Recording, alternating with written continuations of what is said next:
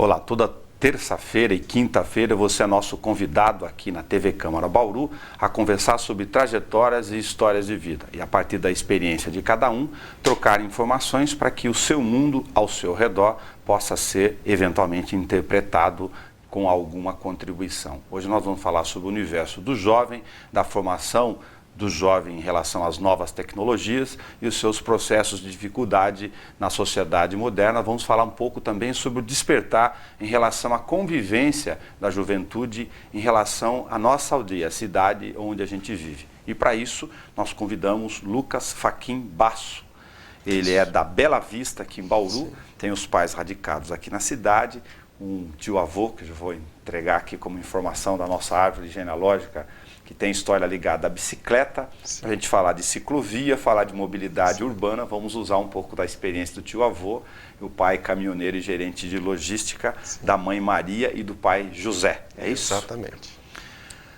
Lucas, qual a memória que você tem da sua infância recente, porque você só tem 21 anos, na Bela Vista, da tua convivência, do teu período, por exemplo, ainda da primeira infância, entre os 7 e os 12 anos? Meu primeiro contato assim, com a comunidade assim, da Bela Vista, dos meus vizinhos, era que eu tinha o costume de sair passear, dar uma volta no bairro com o meu avô. Então, todo dia de manhã, um pouco antes do almoço, a gente saía dando uma pequena volta pelo bairro, que é um costume que meu avô tinha, e eu comecei a acompanhá-lo. Uma caminhada. Uma caminhada de 4, 5 quadras ali, fazer amizade com os vizinhos, tudo. Isso hoje eu tenho uma convivência muito legal com os meus vizinhos e muitos deles extremamente mais velhos que eu. Então essa é a memória mais forte que eu tenho com relação à minha primeira infância ali, logo com 6 anos, 5 anos, era essa convivência assídua com os meus avós, que eram meus vizinhos também, né? Logo de cara, você acabou, através dessa convivência, trazendo uma informação importantíssima para a gente quando eu falei de aldeia aqui e de relações humanas no nosso mundo. Sim. O teu avô acabou te traduzindo ou te dando uma informação valiosíssima. Conheça os seus vizinhos. Exatamente. E saiba quem está ao seu redor. Exatamente, exatamente. Meu avô, ele era muito conhecido naquela região ali, meus dois avós, tanto meu avô Laurindo como meu avô Antônio. Então, eu me tornei, ao longo do tempo, com o falecimento dos dois, uma pessoa que sempre estava próximo dos mais idosos, ou dos netos. Então, eu criei um vínculo de amizade muito legal com aquelas quadras ali em torno de casa.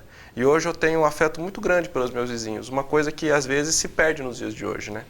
A Bela Vista e a Falcão, para falar de um pouco mais de uma origem saudosista, exatamente, ela tem uma história ligada a como se fosse um grande observatório de onde a cidade cresceu. Exatamente. Como se olhasse do pequeno morro para os trilhos da ferrovia. Exatamente. Você acaba tendo uma relação natural com isso, por outras razões que a gente vai comentar agora, de paixão pelos trilhos. Sim, o centro começa, né? O centro da cidade é o primeiro lugar onde se instalam as pessoas e os primeiros bairros a se formar é a Falcão e a Bela Vista em seguida. Então as pessoas que estão nesse bairro têm uma ligação muito forte com a cidade. São os dois bairros mais antigos da cidade, a Falcão mais antigo, a Bela Vista o segundo bairro mais antigo. Então eu que nasci na Bela Vista, a gente tem esse contato com as pessoas que tinham uma intrínseca relação com os trabalhadores da ferrovia, com aqueles que trabalhavam nas casas comerciais do centro. Então, se você faz amizade com esse pessoal mais antigos desses bairros, você tem uma informação valiosíssima das pessoas que estavam na Bauru de antigamente, né? Por que, no seu caso, você optou, como é que foi o processo de escolha, que é difícil de compartilhar com os meninos, quando tem lá 14, 15, 16 anos, foi para a ETEC Rodrigues de Abreu, no seu caso? No meu caso, eu estudei o meu ensino fundamental em escola particular, como bolsista, e o valor das mensalidades das escolas particulares eram muito caros, né? Eu teria que ser bolsista e já sobre o compromisso de tentar entrar numa faculdade pública. Eu sempre tive vontade de me dedicar a humanas e os cursos que eu queria fazer não tinha na minha cidade, eu não tenho vontade de sair daqui. Então eu falei para o meu pai, eu vou para uma faculdade, eu vou para uma escola de ensino médio pública, numa escola que é a ETEC, que inclusive eu me inseri no mercado de trabalho, mas eu não quero sair daqui. Então já no 9º ano, na 8ª série do ensino fundamental, eu já tinha a ideia de ficar aqui. E tanto já tinha a ideia de fazer História, que foi o curso que eu optei. Então, por isso eu já fiquei na escola pública e permaneci na minha cidade fazendo a minha faculdade, né? Uma escolha de questão de oportunidade e realidade de vida naquele momento. Exatamente. Então. E também uma questão de, além disso, foi me imposto também, não consegui entrar numa escola particular, né? Não tinha condição financeira para isso, mas eu também poderia ter optado em brigar dentro da escola pública para sair de Bauru para fazer um curso lá fora. Mas aí já foi a parte da minha opção. Eu preferi ficar aqui, preferi fazer história, preferi ficar na minha cidade, porque eu gosto muito daqui, gosto do meu bairro e tal, então essa aí já é a parte da opção, né? É que aparentemente, se você olhar de forma crua a questão da ETEC, ela está no ensino profissionalizante. Exatamente. E você está lá no caminho da Humanas, indo para outro lugar. Sim. Eu já tentei buscar isso dentro da ETEC porque eu fiz técnico jurídico. Então, eu já consegui, dentro da ETEC Rodrigues de Abreu, que tem uma extensão no Ernesto Monte, eu fiz o técnico jurídico. Então, eu já fui para essa área de humanas, eu ia fazer direito aqui em Bauru, acabei optando já pela área de história, e então foi essa sim a minha trajetória. Dentro da ETEC eu fiz o curso jurídico e depois de lá eu saí para a área de história. Uma questão de que une oportunidade, questão de estratégia para a formação. Sim. E sobrevivência, de certa forma. Exatamente. Né? O que você diria para os jovens que estão nessa fase que você passou muito recente? Exatamente. Em relação a essas dificuldades? Porque ou eles não sabem qual caminho seguir, é muito difícil com 14, 15 anos, a moçada decidir um caminho dessa natureza. Se apoiar ao quê? Você buscou alguns horizontes aí. A gente sempre escuta, quando a gente está na cidade, assim, você precisa pensar e escolher algo que você gosta. E uma vez eu vi uma palestra que o palestrante diz assim, a gente não tem que fazer o que gosta, a gente tem que gostar do que a gente faz. Porque se a gente for fazer o que a gente gosta, a gente não ia trabalhar, ficar em casa, a parte do lazer e tal. Então, é melhor a gente fazer algo que a gente goste. Então, a gente precisa fazer essa avaliação dentro dos mercados que estão surgindo. Por exemplo, professor de história, foi o que eu escolhi. Dentro de Bauru tem mercado para isso, eu queria ficar aqui. Então, a gente tem que pensar na nossa profissão não como um fim, né? Meu sonho é ser médico, meu sonho é ser engenheiro, então tudo acaba ali. A gente precisa ter uma capacidade, assim, ter uma ideia de pensar no futuro que a gente quer para a gente e a gente criar meios para isso. Porque se a gente coloca toda a nossa expectativa em fazer uma faculdade, quando isso acaba, a gente fica frustrado. Sim. Então a gente precisa ter um pensamento a longo prazo e quando a gente está nessa idade mais nova, na adolescência, é muito difícil pensar isso. Mas se a gente já vem fazendo esse exercício de eu quero permanecer em Bauru, eu quero sair daqui, eu gosto dessa cidade, não gosto, tenho familiares aqui, não tenho. Então você vai fazendo esse jogo de pesos e medidas e você consegue tirar dali uma linha de raciocínio para você seguir na sua vida. Por que história? Por que história? Eu sempre... Dentro da escola, são dois grandes professores que eu tive que me motivaram. O do ensino fundamental foi o professor Jefferson, né?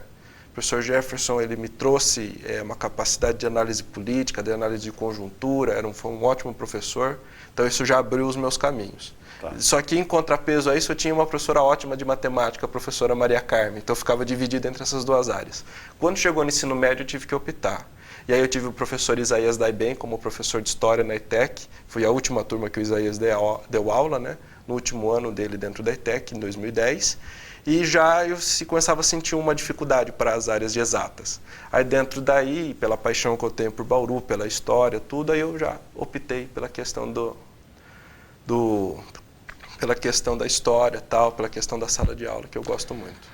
A sua geração, a que estava ao redor, a gente não está julgando ninguém aqui, não. Mas é uma questão de espectro para poder transferir, como eu disse, as nossas experiências para quem estava lá. Vou falar da minha turma, uma geração bastante diferente da tua, Sim. Tem 20 anos e pouco de diferença aqui para poder comentar. A minha geração foi muito mais campestre, bucólica, que eu nasci Sim. lá numa cidadezinha pequenininha, e tinha mesmo dentro desse horizonte, daquela realidade, onde não tinha internet, obviamente, não tinha nada, estamos falando de 20 anos, de 30 colegas da fase ali de entrar ao colegial, 5 com sorte que demonstravam algum interesse em conhecimento e querer aprender ou entender o mundo ao redor.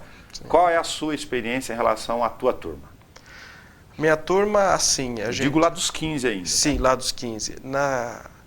Eu fui para a escola pública nessa época da minha vida e a gente via assim, já houve uma facilidade da geração dos meus pais, da geração dos meus tios mais novos para a minha. Essa questão de entrar na universidade, tudo. Houve uma mudança de expectativas. Mas mesmo assim a gente via, por exemplo, Bauru é uma cidade central. Então a gente recebe demandas de estudantes de diversas cidades menores, mais interioranas que a gente. Então a gente percebe essa grande diferença entre a pessoa que nasceu já em Bauru, numa cidade um pouco maior, não é uma metrópole, mas é uma cidade de médio porte, de uma pessoa que nasceu numa cidade menor. Mas a gente já percebe que a questão de expectativa é que a maioria das pessoas que a gente estava dentro da nossa sala tinha interesse de fazer uma faculdade, tinha interesse de ter um trabalho ligado à questão urbana, a ser extremamente ativo. Então, assim, eu vejo que dentro da minha sala, a gente tinha essa expectativa de sair de lá e fazer uma grande trajetória. Entretanto, infelizmente nem todos conseguiram fazer uma faculdade que queriam. Infelizmente alguns fizeram já, alguns meus colegas já estão formados, ou um pouco mais velhos do que eu. Também não conseguiram se inserir no mercado de trabalho. Então a gente está chegando numa hora agora que é uma questão de frustração, né? Tá. Agora, essa ideia do interesse em pensar o mundo, ou entender o mundo que está ao redor, no sentido de buscar conteúdo ou conhecimento mesmo, lá dos 14, 15 anos, talvez uma fase do limiar aí, não Sim. querendo delimitar a idade mais difícil para o jovem, Sim. adolescente, você sentia nos outros grupos, era porque, por questão de afinidade, o teu grupo tinha esse outro viés? Assim, Isso de uma maneira heterogênea, geral, também era repetido ou não? Tem uma moçada aqui? Eu vejo que existe, assim... Existem núcleos? Existem núcleos, tá. Existem núcleos. Eu acho que dentro do meu eu fui para uma ETEC, fui para uma escola que já há um processo seletivo para entrar, isso muda o caráter da escola, tá. Mas eu vejo que essa geração que eu nasci, ela tem um pessimismo agora, quando chega aos 20 anos de idade, de que a minha cidade não me satisfaz, meu trabalho não me satisfaz, e a gente chegou num momento de frustração. Eu vejo que muitos estão preocupados com relação ao futuro. Porque eles não enxergam o horizonte? Ou enxergam um horizonte ruim, né? O Brasil chegou num momento de... Nós estamos numa crise econômica, em retração, né? Então, a gente vê que o caminho da nossa... O caminho de quando a gente estava na nossa infância, na nossa adolescência, eram os anos de 2008, os anos de 2007, em crescimento econômico do país, abertura de números, vagas de trabalho. Hoje, a gente já olha com preocupação para isso. E do ponto de vista da tecnologia, como é que funciona a questão da ferramenta da tecnologia na vida do jovem, da sua geração, na sua cabeça, ou daquilo que você troca de informação com os alunos? Assim, o jovem ele tem uma extrema habilidade para a questão das ferramentas digitais, das redes sociais, dos próprios recursos que o computador e que agora o celular também vem substituindo, né? Vem também sendo uma outra ferramenta de recursos, né? Então o jovem ele usa de maneira extremamente vasta para isso. Muitos desses jovens conseguem utilizar, né, desses adolescentes, conseguem utilizar o computador para aprender fora de sala de aula, como ferramenta de conhecimento. A gente tem, por exemplo, a ferramenta do Google Maps, que a gente pode conhecer qualquer lugar do mundo sem sair de casa. Então, se você quer saber como é tal rua, em tal cidade, em tal lugar, você leu no livro, você quer saber, você pode ir lá naquele lugar, ver, dar um giro de 360 graus. Tem gente que usa essa ferramenta, tem gente que usa apenas para divertimento, mas de qualquer maneira a regra é que todos os jovens têm essa habilidade, né? Tá na mão. Tá na mão, tá ali e muitos usam. Agora, e do ponto de vista mais de conteúdo fora da tecnologia? De certa forma, ela pode escravizar ou não? Eu digo aí não só o jovem, não. Aí as pessoas comuns no dia a dia mesmo, de ter que ficar entrando, de ficar curtindo, de ficar trocando, de ficar compartilhando somente. Por exemplo, quando existiu o MSN, a experiência que nós tínhamos com notificação, com o aparelho te chamando para o uso, era a notificação do MSN. Tá. Que para ela ser móvel, você precisava deixar o volume da caixinha num volume alto, para quando você estivesse dentro da sua casa, você ouvir de longa distância. Sim. E só que era assim, era dentro de casa. Então as pessoas que mais tinham acesso a esses meios de comunicação era a pessoa que não desligava o computador a noite inteira e ficava ali sempre ouvindo as notificações e as chamadas do MSN. Hoje, a tecnologia te chama muito mais ao uso. Qualquer pessoa que habilite todas as notificações de todos os grupos de WhatsApp, de todos os aplicativos, fica maluco. Ela não sabe se aquilo é importante ou se aquilo é banal. E aí ela olha. E aí aquilo se torna um costume. E aí, infelizmente, você vai fazer daquilo, tudo que é um costume, vira um vício. Você acaba repetindo aquilo inconscientemente. Chegou uma notificação, você não sabe se é do grupo da sua família, se é de uma conversa muito interessante que você estava tendo com um amigo, ou se é porque simplesmente curtiram uma foto sua que não tem a mínima importância naquele momento. Então, como as notificações elas estão a todo momento presentes na sua vida, o aparelho ele fica te chamando e acende a luzinha de notificação e toca e não sei o quê. Então, você acaba trazendo aquilo para um uso diário e extremamente constante, né? Tem um cara chamado Zygmunt Bauman, que ele escreveu um livro chamado Modernidade Líquida, eu me lembrei dele, você comentando aqui. O livro é bastante profundo, mas um dos pensamentos ele fala, as tecnologias, principalmente as digitais, né, essas que estão nas nuvens, como a gente fala, te convidam o tempo todo a repetir, é isso que ele chama de sociedade ou modernidade líquida. E você não necessariamente está utilizando para apreender processos ou fazer comunicação. Não. A gente tem a possibilidade de facilidade de comunicação, de conhecimento. Eu lembro que a minha avó, ela ficava abismada, falou assim, meu Deus, então quer dizer que se eu mandar uma foto, eu mando aqui para o Japão? Eu falei, você manda, vó. Ela tinha essa...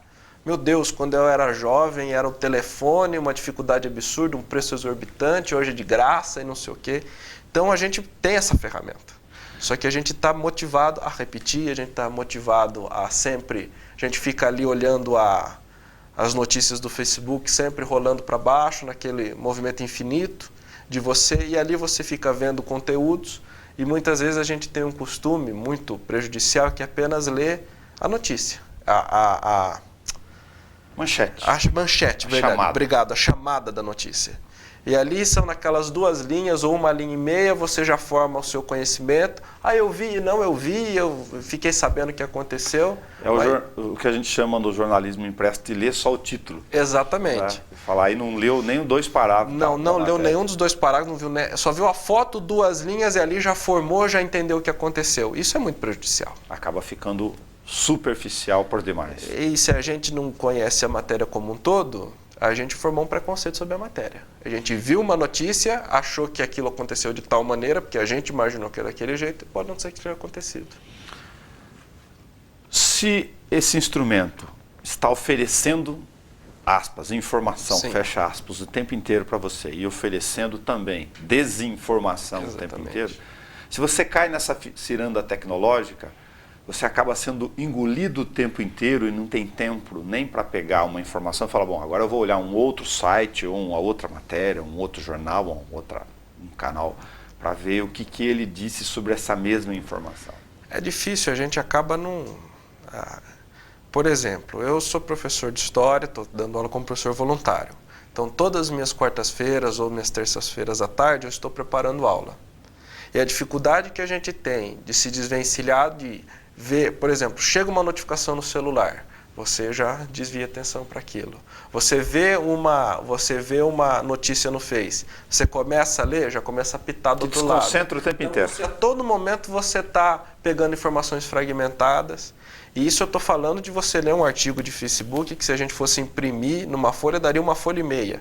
Não estou nem falando de uma pessoa que tenha a calma, a paz de espírito, se a gente pudesse usar esse termo hoje, de sentar, ler um livro por completo, ali de 200 páginas e pegar uma informação do começo ao fim.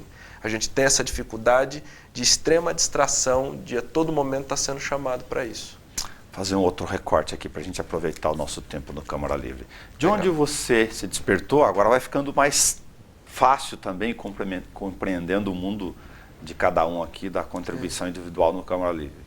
Mas, em especial, Eu te encontrei na última Sim. Conferência das Cidades, uma bela surpresa de ver jovens discutindo a Sim. questão urbana, de intervindo. Olha, mas vai construir um prédio aqui, Exatamente. mas tem uma avenida para passar aqui é um fundo de vale, vamos olhar então lá o sistema viário, ver se tem outra alternativa.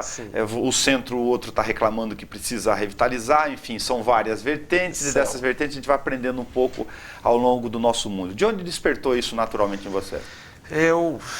Tem um episódio, a gente tem em Bauru, tem o costume do comércio abrir até as 22 horas no período de Natal, no período do Dia das Mães.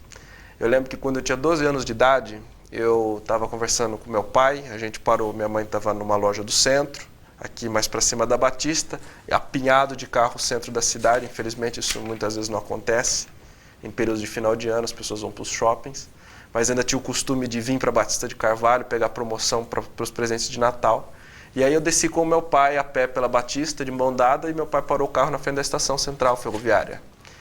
E ali me deparei com duas realidades muito tristes de Bauru. Uma delas já se resolveu, a outra ainda permanece. Eu vi um prédio da estação ferroviária extremamente abandonado, um prédio grande, muito bonito, que até aquele momento eu nunca tinha parado para observar. Eu parei para observar porque meu pai estava manobrando o carro, e ali eu parei para olhar aquele prédio gigantesco. E a gente saiu da frente da estação ferroviária, meu pai parou no semáforo para virar na Rodrigues Alves, e ali eu também olhei do outro lado o viaduto inacabado. São dois problemas que a gente tinha na cidade de Bauru. O viaduto inacabado já foi inaugurado, né, já está em funcionamento, mas a estação continua parada. Aí eu cheguei para meu pai e falei, pai, por que esse prédio está abandonado? Um prédio tão grande, não podia estar sendo usado para outra coisa? Ele falou, isso é culpa dos políticos, meu filho. E o que é aquela construção ali atrás? Estava de noite e eu não tinha conseguido visualizar. O que é aquilo ali, aquelas pilastras e tal? Aquilo ali também é um viaduto inacabado. Falei, por que não termina? Não seria importante? Está feito, está terminado? Isso também é culpa dos políticos. Se a gente não vai fazer nada, vai ficar aí, gastamos dinheiro para fazer, como é que é? Falei, não, isso aí para mudar só você entrando nesse meio. Só você sendo político para resolver. Então foi o meu primeiro contato com essa questão de urbanismo, tudo, foi de me deparar com situações e parar um pouquinho. Muitas vezes num primeiro momento, foi inusitado. Aquelas questão mais objetiva. Eu olhei e vi e falei, isso aqui não deveria estar assim. Eu parei ali, já tinha passado ali diversas vezes quando criança, nunca tinha parado para pensar no tamanho daquele prédio. E aí meu pai me falou, você precisa, se você quiser fazer alguma coisa, você vai ter que se envolver com isso.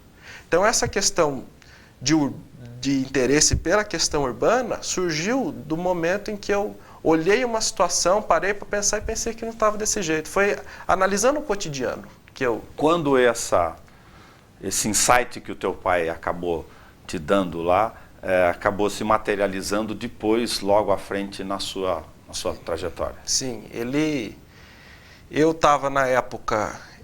estava já no ensino fundamental, já estava envolvido com o grêmio de escola, já estava envolvido com organização de eventos dentro da escola, tudo de maneira simples ali, mas muito interessante para um aprendizado.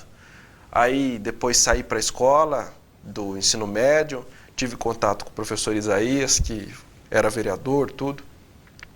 E ele me motivou muito em torno disso. Depois eu comecei a me envolver com o conselho, tudo, e aí surgiu o professor Chardes, essa possibilidade de capacitação, e aí eu entrei na questão de verdadeiramente pensar na questão da cidade, por esse caminho. Um grêmio, depois fui para a escola, depois conheci uma pessoa que já estava envolvida na política, depois fui me envolver, fui em orçamento participativo, conheci muitas pessoas interessantes, sempre tem esse costume de ir no orçamento participativo do meu bairro. Então, foi por esse caminho. E aí eu comecei a pensar em problemas que a gente tem na cidade, a Nações Unidas que enche, a Nações Norte, que é uma avenida gigante. Baixada do Silvino. A Baixada do Silvino, grande problema sempre de enchente, desde sempre, foi ali onde Bauru começou. O Bela Vista começa ali onde tem as poucas casas comerciais que ainda estão em pé, na Baixada do Silvino. O posto hoje foi fechado, mas a gente ainda tem... O pessoal que tem contato com os mais antigos ainda lembra disso. Então a gente tem alguns problemas, a Nações que enche, a Nações Unidas que é subutilizada, a gente tem o Bela Vista ali naquela situação de ser a porta a passagem por todas as pessoas que moram agora na região mais longe do centro, a gente tem uma ferrovia que degrada a parte de cá do bairro.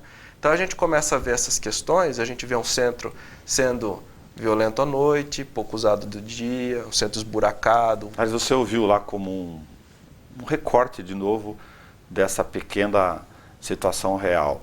O comércio aflito, porque precisa levar gente para lá, a população tentando diminuir roubo, furto ou melhorar a questão de segurança, porque a iluminação é precária, e onde tem vazio não tem gente, vai ser ocupado pela droga, enfim, uma oportunidade acaba sugerindo outra ruim ou boa.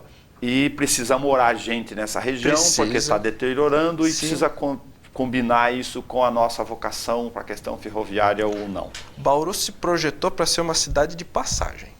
Bauru tinha uma rede de hotelaria gigantesca em torno da estação.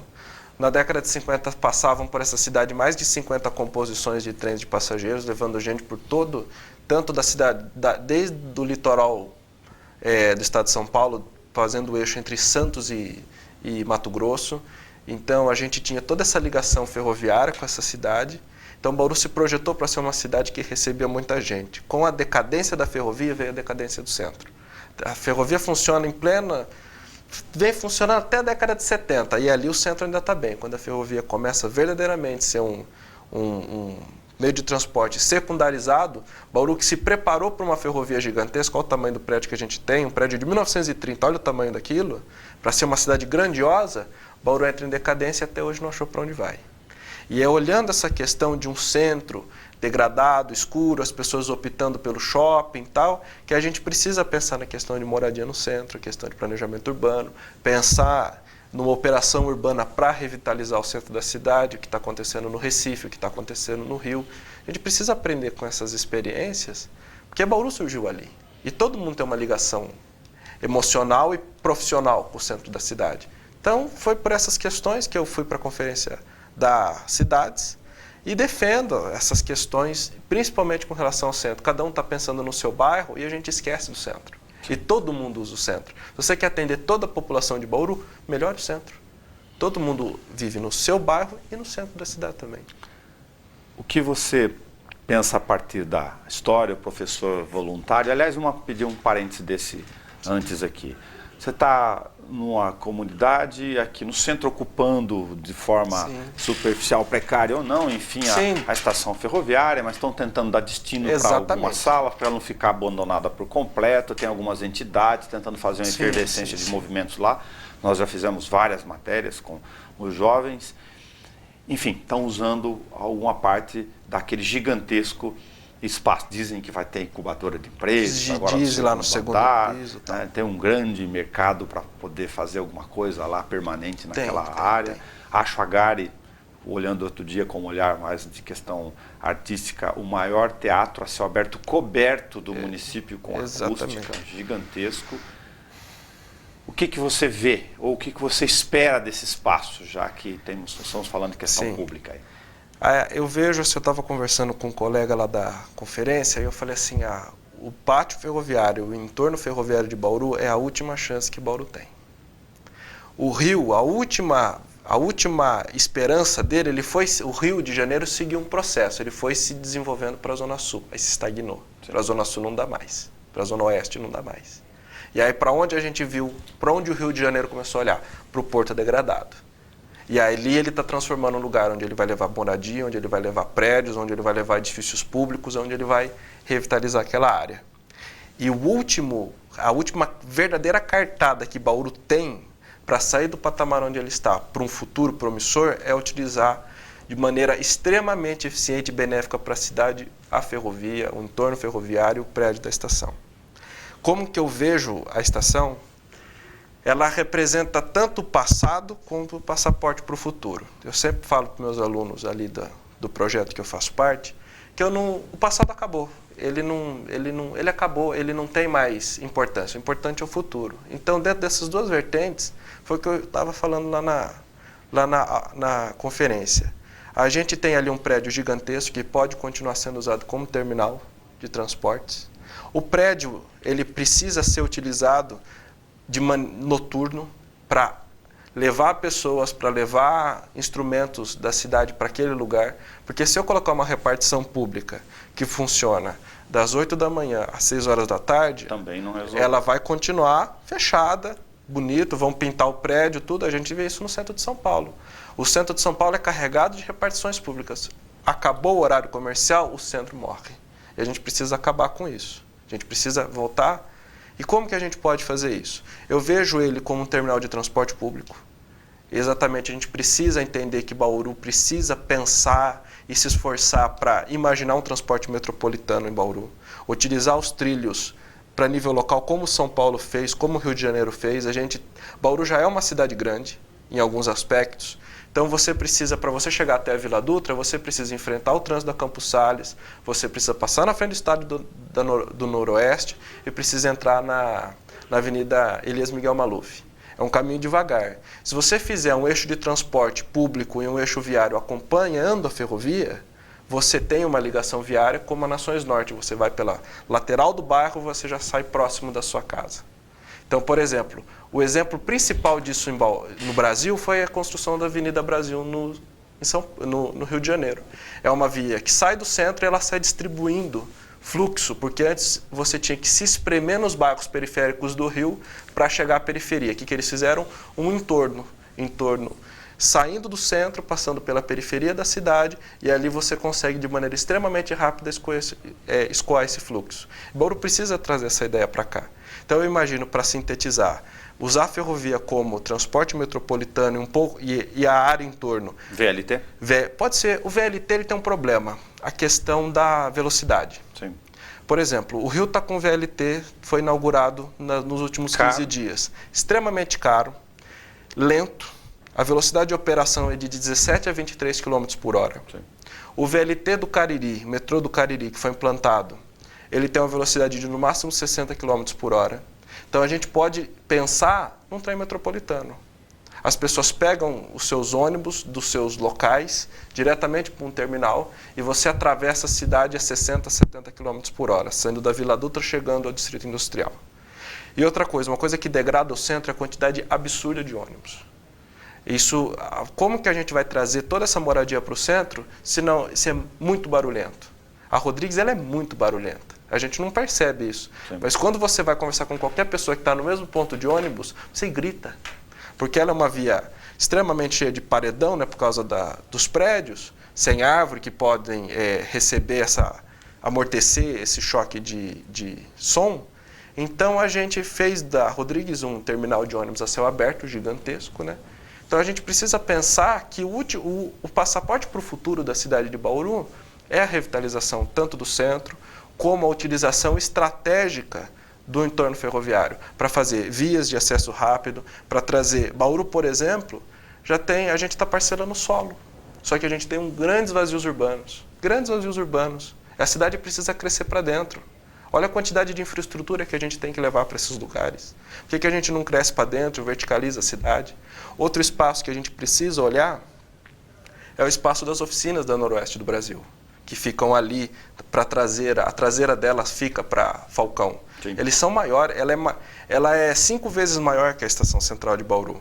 A gente tinha prédios gigantescos, que era o prédio do Matarazzo, o prédio da Antártica que foi demolido para construir o shopping. A gente tem as estações, as oficinas da Noroeste.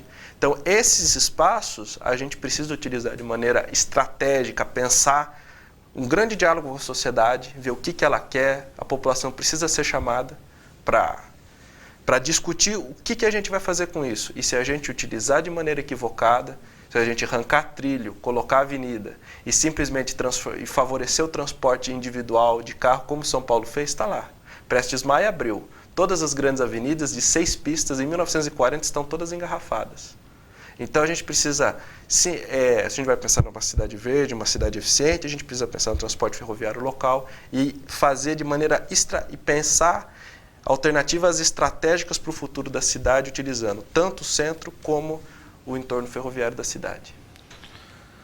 Lucas, obrigado por seu recorte conosco aqui, a contribuição semanal do Câmara Livre para que a gente possa falar e fazer o que eu comentei no início, que é transferir informações para quem está em casa e trocar. Exatamente. Essa iniciativa da TV Câmara de proporcionar esses momentos, de chamar as pessoas para conversar, de produzir conteúdo, de divulgar conteúdo, ela vem cumprindo de maneira muito verdadeira o objetivo ao qual ela foi criada, de levar para a população e fazer com que a população tanto tenha voz, como tenha informações de qualidade, que isso que a TV Câmara tem feito com bastante maestria, transferir informação de qualidade. Obrigado pela oportunidade. Obrigado. Câmara Livre de hoje, como toda semana, trouxe um convidado para a gente trocar experiências de vida. Na próxima semana, você de novo é o nosso convidado neste mesmo horário. Hoje a gente falou com Lucas Fachin Basso. Até o nosso próximo encontro.